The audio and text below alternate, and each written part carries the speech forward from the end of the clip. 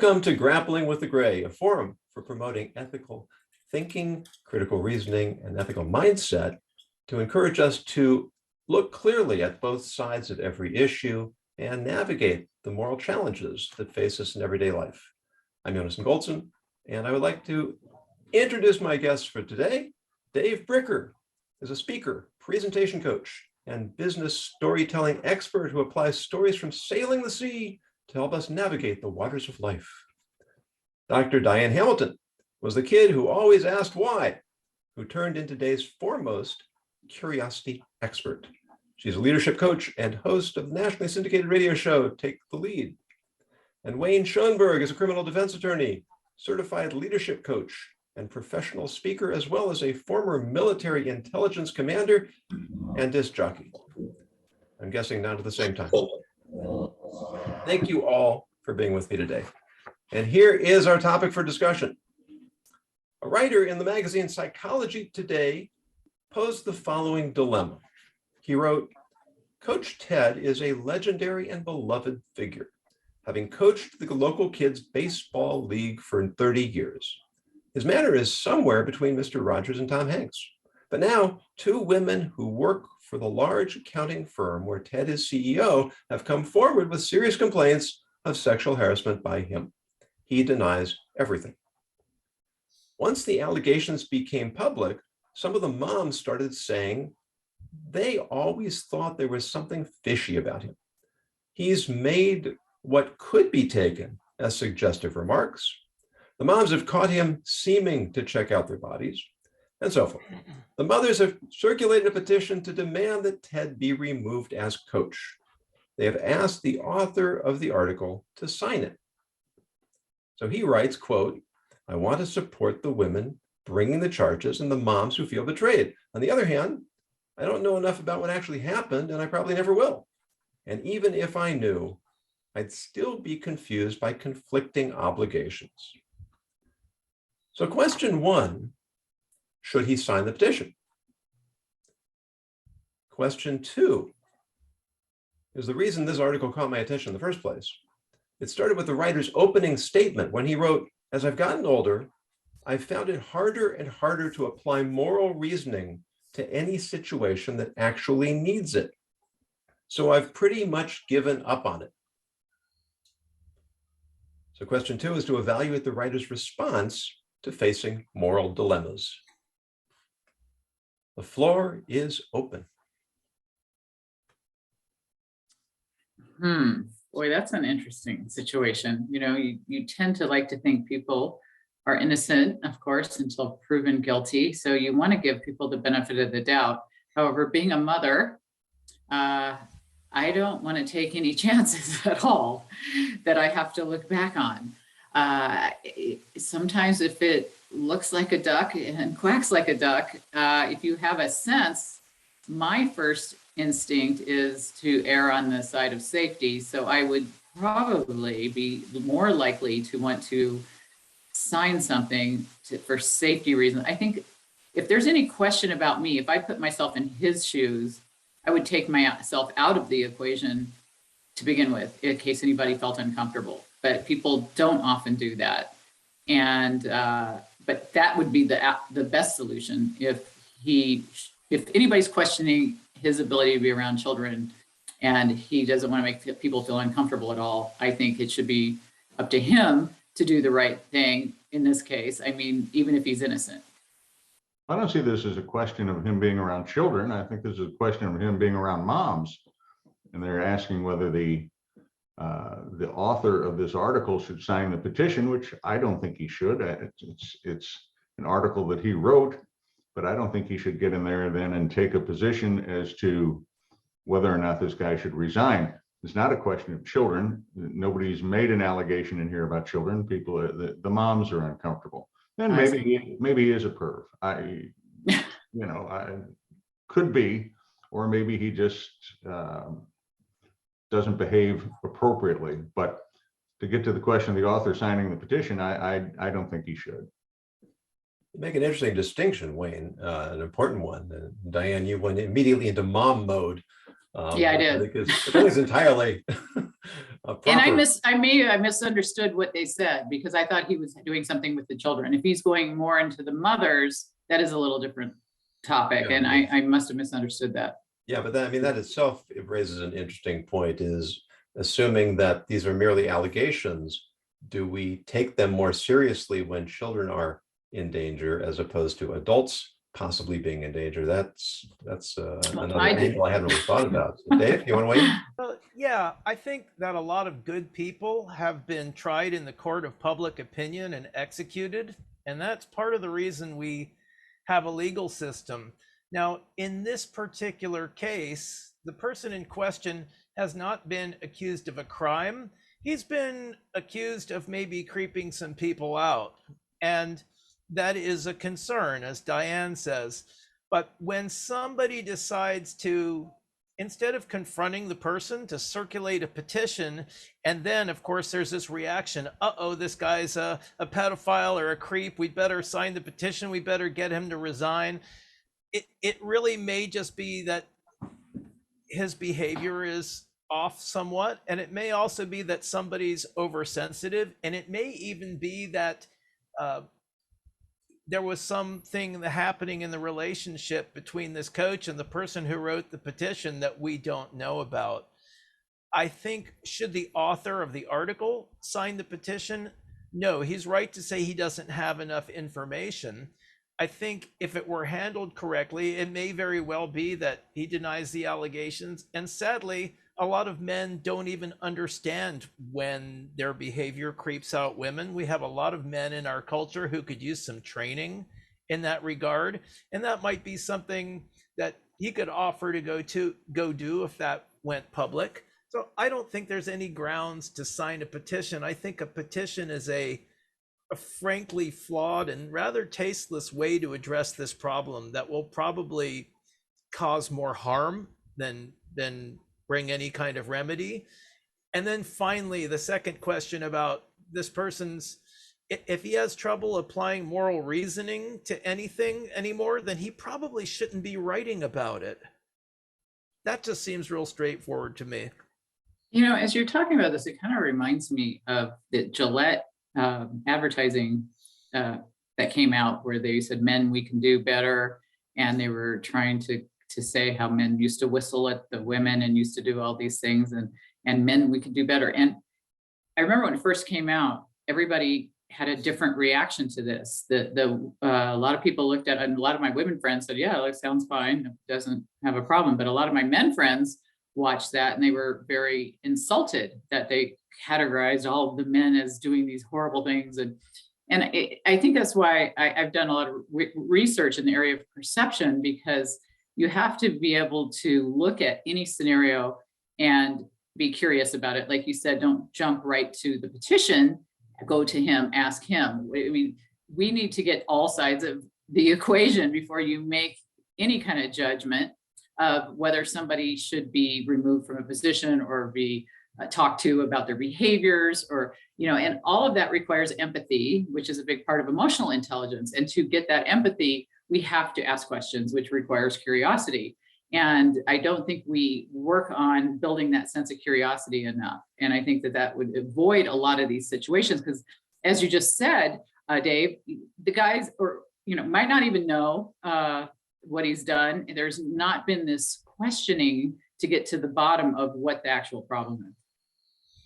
Yeah, and there's a whole spectrum of things that could happen there. First of all, let's be real. If this guy is a man and there's moms dropping their kids off, he's checking them out. That's what men do. And if done tastefully and non-creepily, that's just our biological programming. And to be fair, the women are checking out the other women too, because that's part of our programming. Everybody checks everybody else out. And I think that's fine. If you make somebody feel like they're being examined or probed, or then it gets kind of icky. And there are people who don't know where those boundaries are. So yeah, I still come back, and as I think this thing through, I think these moms could have gone to the school principal and sat down with or without the coach and had a discussion and kept the whole thing local. As soon as they just bring it to national prominence or post it on Facebook or get everybody riled up with the torches and pitchforks, I think the whole thing's great to just stay away from. Well, we look at this. I mean, I hadn't considered this to be a school team. I'm more of a Corey League type team, and no school involved in it. We're just Little League baseball. So some moms feel uncomfortable, and maybe that's valid and maybe that's not. But there's still nothing in that really tells me that there's any ill effect on the children, on the kids on the baseball team. I think that has to be a consideration anyway. The moms really aren't involved. They bring the kids there, that's fine. But we get around, again, as I see the ethical question that's posed to us is about the author of this signing the petition. Sure, so the moms have the petition. That might be an artful or inartful way to do it. Somebody in that league has to have a position of authority that they can remove this guy as a coach if they want to, unless this is some kind of team that he put together himself. But we get around to the author signing the article. And again, I argue against that because he then becomes an advocate for his own position. Take from this that he wrote this article for Psychology Today to just relay the facts. Once he signs the petition, he becomes an advocate for one side or the other, and I think he just can't get around to signing the petition. You know, you bring up great points, Wayne. I don't like petitions. I don't like certain things, but if there's a creepy guy in there, I go back to the mom mode that if he's creeping the women out, do I want him around my kids? Because you kind of wonder what else is he doing creepy if he's checking out in an inappropriate way. Whether you notice somebody who's attractive or not is a lot different than somebody saying he's inappropriate, right? And I would just question, well, how would you deal with it instead of a petition if your child had to be there? I know we're talking about this guy signing it, but how would you deal with it if this guy, if nobody's getting rid of him and your wife's complaining and she, you want your kids to participate in these activities? I'd probably take my kid to the games, take my kid instead of sending my wife. But what if the creepy factor is not just towards your wife? Maybe your kids feel it, but they're not saying something. When somebody's creepy, it's not always just the woman who feels it. Maybe they're feeling it too. See, I worry about the kid factor, just being a mom, that it may be more than just the women that this guy's creepy about. This is a guy who, for the most part, has a pretty good track record, 30 years of coaching these teams and things. And, it's difficult to tell if when a bunch of women say, yeah, there was something creepy about him, are they responding to the prompt of actually seeing a petition? Or is it something that they're really, we can't say. But if this was happening, for example, to my wife or my daughter, I would be tempted to go up and say, Coach, I know you've been doing this a long time. You may not be aware of it, but my wife got me in touch with some of the other moms, and there's some people a little bit creeped out by some of your behavior, and maybe you're not aware of it, but this is probably coming at you at some point, and you might want to be proactive about your response. And if the person becomes very defensive or jittery or negative, then okay, maybe there's something going on there. But you'd think that somebody in a responsible position like that, somebody came to me, I'd be mortified. Really? Right. I'm creeping out the moms. Wow, I'm gonna, let me get a psych evaluation. Let me be real above board with my intentions here. And if I owe anyone an apology, I'm gonna be the first one to do it. You got to give people a chance to own the problem rather than label it with them. We seem to be overlooking the fact that he's got a 30-year history as coaching this baseball team, and there have been no formal complaints made. And so once the two women at the accounting firm made some complaints or allegations, suddenly the mothers at the baseball team say, well, he looked oddly at me or suggestively at me, or he said something that was suggestive. So whatever he had done prior to this allegation at the accounting firm certainly didn't rise to the level that it made it on anybody's radar. I agree with you guys. And but the thing is, coming from a female perspective, I want to just give that insight, just because one of the jobs where I was, when I had a leader who constantly did things that were inappropriate, but not to the point where I wanted to make note of it. And later I left the company, and years later, so many women came forward and said, yeah, he did that to me too. Yeah, he did that to me. And I think a lot of women don't come forward. I like what Dave said as far as going to him and saying, we give you the benefit of the doubt. You have 30 years, you probably don't even know you're doing this, but I thought you'd want to be aware. And if you see a big change at that point, then that would be great a great way to start. And that goes for the building the curiosity of finding out what really is happening. I agree that the guy may not have any idea that his level is inappropriate, or he could be the creepy guy I worked with and he knows, and you just don't know. So there's a lot of women who will not come forward, and that for a lot of reasons, because when they have, they're the person that's the squeaky wheel that people start complaining about, or whatever, for all the reasons that all the people come out now on these things. You go, why didn't they come out 30 years ago? Well, it's hard to come out. Nobody wants to deal with that. So I think that just from giving you the female perspective, yeah, I'm sure there's a lot of people who have a 20, 30-year track record who have done horrible things that people haven't come out to speak about. The Weinsteins and whatever of the world have gotten away with murder for years because nobody could feel comfortable doing it. So I wouldn't give him the benefit of the doubt just because of the 20 to 30 years, though obviously that is a good thing. But I would, because of that, go to him and figure he's not the bad guy immediately and see how he responded. I think that is a good way to start. Yeah, I think For those Dave, of us who are, go ahead. for those of us who are not naturally confrontational, it's difficult, it's uncomfortable to approach people. And this is why people's behaviors are so different in social media, because I can hide behind that distance and sometimes that anonymity. And it's also the same thing with petitions. I can circulate a petition. I don't have to address the issue head on.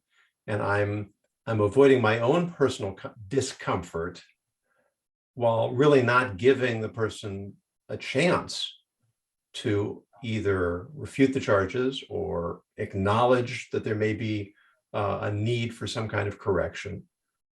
And as you said in the beginning, Dave, people get tried in the court of public opinion. In some cases, lives get destroyed. But at the minimum, it can be profoundly distressing to them, their families, and perhaps their careers. Well, as an approach goes, I certainly agree with Dave. I mean, somebody should go and confront the guy directly and explain to him the concerns of everybody and give him an opportunity to either change his behavior or acknowledge his behavior or not. We have to assume, just for assuming purposes, that this is a 50-year-old white male, since he's been coaching for 20 years. There are probably a lot of things that he doesn't get about gender relationships. I can remember going through a law firm one time, went down there to take a deposition, and one of the lawyers took me through this one area and was introducing me to any number of the personnel. And I think it was 100% of inappropriate comments that he would make to the secretaries as we would go by. Something about, gee, your hair looks nice today. Wow, what a wonderful dress that is. You're really looking, it was just amazing, but is what it is. And so I think that Dave is right in that regard. You could go and tell the guy what's happening. And we shift for a moment to the second half of the discussion about the response. Wayne, you already, or I think Dave, you commented on it already. This idea that, let me read it again. As I've gotten older, I found it harder and harder to apply moral reasoning to any situation that actually needs it. So I've pretty much given up on it. I love that you brought that up, because I taught an ethics class. I've taught thousands of business courses, and the ethics classes are probably the most interesting ones to teach, because the subjectivity of it's what is moral is different for every single person. And it gets frustrating because there is, your perception and everybody else's perception is different. So I could see why he would become frustrated in the fact that you get frustrated for your side of what you think it is, because not everybody's going to have your same opinion. Or how about just getting frustrated that I can't really reach a decision or a conclusion that's satisfying, when in fact that is the essence of what moral dilemmas and ethical dilemmas are all about. It's not about the difference between right and wrong, because that's pretty binary. It's Right. it's the difference between right and right, or wrong and shades of gray, and which is why we grapple with the gray, and priorities. And when does one priority override another? And it's this struggle that helps us develop an ethical sensitivity. And to simply say I'm giving up on it is rather astonishing to me, that someone would put this in print and sign his name to it. I don't see this as an absolute truth. I think this is more of a hyperbolic statement that just showing his frustration. I obviously don't think he has given up on it. He's written this article, but he's pointing out the fact that there's a great difficulty in doing it, and he's throwing his hands up and say, I give up. Wayne, you're probably right, but as a journalist, when you put something in writing, you're kind of held accountable to it. So it may be hyperbole, as you suggest. It's a little bit lame. Well, they're going for shock value to, to say those kinds of things. So, but it does get frustrating sometimes to get a voice out there. Everybody's more sensitive. Everybody's more, everything you said is out there forever, like you said. So it's a different time. And as Wayne was saying before, I mean, when I got into the working world, it was definitely Mad Men times, where everything went, nobody cared what you said, as you said all these crazy things. And so I would be curious how old this author is. Is there any of that information? I don't have that information, but I mean, I'm certainly understand your point. My mother was a secretary for Jack Webb, if you remember the TV producer, back in the 50s. And, she said what went on, in the offices there, women disappearing and then coming out with bruises. And that was just part of the culture.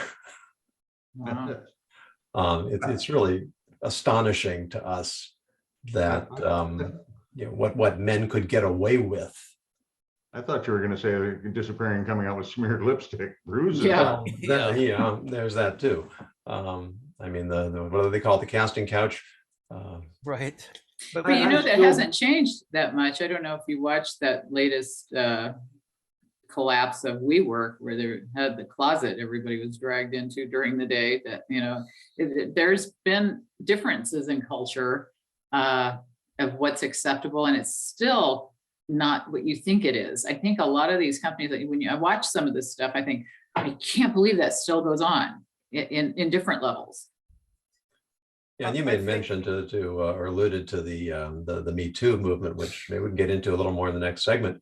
But I think what we're all sort of coming to, and this is a frequent theme that appears in these conversations, is that when we move too quickly, when we get involved too fast. I mean, I had this recently. I got involved in something online in a closed Facebook group that in retrospect, I probably shouldn't have. And, and I think I did it in a way that wasn't too damaging to anybody else or myself. And there was some positive discussion that came out of it. But ultimately, I was a little more impulsive than I should have been. And it's worth thinking these things through. The situation is not one that's likely to change dramatically in the next few days. It is certainly one that needs to be addressed in some form. but we always have to balance providing security, particularly for the vulnerable, and at the same time, not presuming that just because there are allegations that they are well-founded. So I'd like each of you to take a minute and sum up your final thoughts, if you would. Diane, you'd like to start? Well, going back to petitions, I'm not crazy about petitions. I think that there's ways to solve issues without jumping too far ahead. And I think everyone here kind of agreed, maybe going to this guy and having a conversation, finding out what's really going on, what from his perspective, and that letting him know what other people think. It's all about getting to the bottom of what's really happening and allowing somebody to have their say. But I'd certainly keep an eye on this guy, especially if I had children there. I don't know how I'd feel about that, even though he's not maybe looking at the children. Anybody who is suspect, I immediately avoid for my children if there's any kind of a question involved. But I think we all pretty much felt like giving him a discussion about it is a good first step. Thank you. Wayne?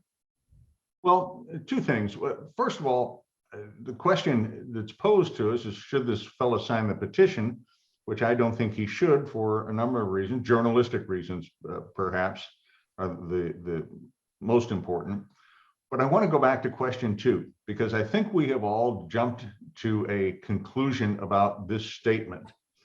And I would have to read the whole article to evaluate this statement, because to me as a writer, and I've done a fair amount of writing, to me as a writer, I see this as an opening, as setup to, I've pretty much given up on it, and here's why.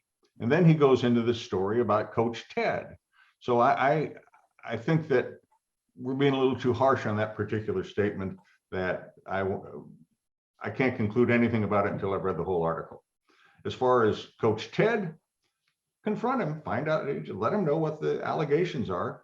The fact that he's had some allegations at work, at least start the investigation or start the question as to whether or not these moms' feelings are valid or not. Just check it out. I don't know whether he's a good guy or a bad guy, or whether he's just an inappropriate 50-year-old guy who doesn't even know what he's doing in that regard. And I see so much of that. I spend a lot of time guarding myself against that too. I'm really bad on names, and I have called more women honey or dear than I would like to admit, but it just comes out sometimes because I can't remember the name. So anyway, that's my position on Ted and the author. I also appreciate your comments about the second question, Wayne, because what I've tried to do is condense the article for the benefit of saving time, but you're absolutely correct not to trust me that I have represented him completely, and that before we do jump to conclusions about anyone in any situation, we should make sure we have all the information that's available, and only then really set forth a firm opinion. So appreciate that. Dave? Yeah, Last word. well, first of all, I'm going to concede point number 2 to Wayne there, because I think he may be right. It's easy to judge that writer out of context in the same way that it may be easy to judge Coach Ted out of the proper context. And having not read the whole article, it may be a lead into some humorous remark or expressing his frustration. So I'm going to plead not enough data and give that one to Wayne. I like his approach. It's just fun to be cynical about people sometimes, but especially as writers, let's critique the writer, right? The bigger picture for point number 1 for me is that we carry on top of our shoulders the most sophisticated computer in the solar system, and yet it comes with no owner's manual. And we've been trying to figure out for a long time how to communicate with one another. That's communication between men and women, problem solving, all of these communication related things. And I think this example scenario really illustrates how to do it wrong on so many different levels. And whether I don't think that the journalist should sign the petition, but I think there are so many other solutions that weren't addressed, and there are so many fewer people who should have been involved with the whole thing that it just becomes a big gossip explosion. Yeah, and you're making an important point here, Dave, that we come back to again and again, that the issue is kind of framed in the binary. Either I sign it or I don't sign it, and those are the only two options available. And most of the time, there are other options that are available to us that we can explore. And before we throw up our hands and say, well, I can't make up my mind between X and not X, let's see how many Y's, Z's, and other letters of the alphabet may be floating in the middle somewhere, and look for creative solutions. And certainly, Diane, to your theme of curiosity, to ask ourselves what other options might be available to us. So thank you all for your participation. I hope you will join me again for a future conversation. For those in the audience, if you'd like to suggest an ethical scenario or dilemma for discussion, please go to my website, jonasongoldson.com. Use the contact box and submit your proposal. If you come up with an intriguing question, we will definitely use it. If you are a Grappling with a Gray member, please use the community link to participate in a follow-up Q&A for continued discussion. If you're not a member, please go to gwtg.live, gwtg.live, where you can sign up for a 30-day free trial and receive member benefits. Please join us again next week for another ethical discussion as our panel grapples with the gray. Thank you, Jonasson.